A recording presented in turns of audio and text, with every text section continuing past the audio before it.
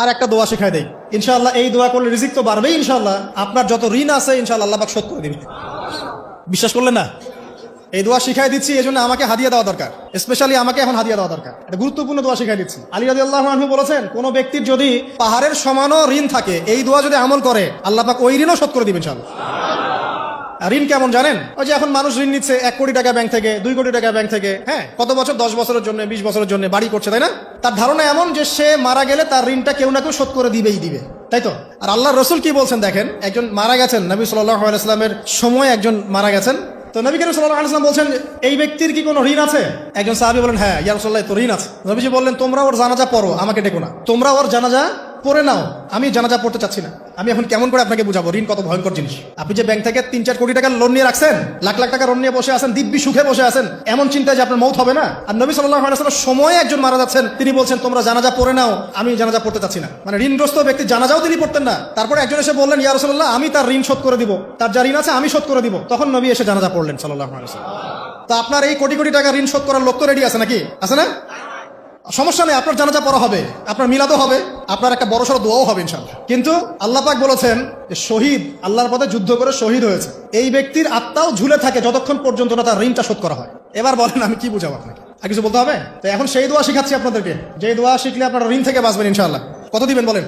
আচ্ছা, হ্যাঁ, এই তো শুকরিয়া। দোয়া করবেন যেন আল্লাহ পাকের দ্বীনটাকে আল্লাহর জমিনে প্রতিষ্ঠা করতে পারি। আমার সাথে বলেন, দোয়াটা হচ্ছে আল্লাহুম্মা ইকফিনি বিহালালিকা আন হারামিকা ওয়া আগনিনি বিফদলিকা আম্মান সিওয়াকা। এই দোয়াটা ছোট না?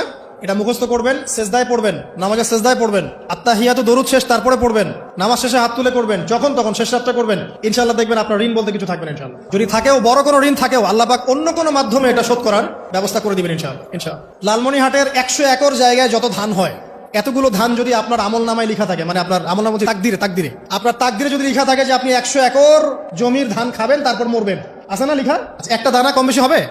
আপনি যদি আল্লাহর প্রতি তাওয়াক্কুলি করেন তাহলে আপনি হালাল পথে থাকবেন, বিশ্বাস করবেন যে আল্লাহ পাক যেটা লিখে রাখছে আমার তাকদিরে রিজিক, এর একটা দানা রেখেও আমি পৃথিবী থেকে যাব না, সিম্পল। তখন আপনার অন্য পথে যাওয়ার কোনো কারণ নাই। আর যখন আপনি বিশ্বাস করবেন না, না এটা আমার হাতে, আমি যত পরিশ্রম করব তত রিজিক বাড়বে, আমি যত ঘুষ নিব তত বাড়বে, যত সুদ খাবো তত বাড়বে, যত দুর্নীতি করবো তত বাড়বে, তখন তো রিজিকের এই পুরো দায়িত্বটা আল্লাহ পাক আপনার হাতে ছেড়ে দিবেন। আল্লাহ পাক আপনাকে কোনো বারাকা দিবেন না। ইয়ামহাকুল্লাহু রিবা ওয়া ইউরবিস সাদাকা। সদকা করলে সম্পদ বৃদ্ধি পায়, আর রিবার মধ্য দিয়ে সম্পদ ধ্বংস হয়ে যায়, একদম মাটিতে মিশে যায়। কিভাবে ধ্বংস হয় সেটা এখন আলোচনা করার সুযোগ নাই, সময় নাই। আমি ইনশাআল্লাহ আরেকদিন শুধু রিবা নিয়ে আলাদা আলোচনা করবো ইনশাআল্লাহ। এটা সমাজের নিচু লেভেল থেকে উঁচু পর্যন্ত দরিদ্র মানুষদেরকে আরো দরিদ্র করবে আর ধনীদেরকে আরো ধনী করবে।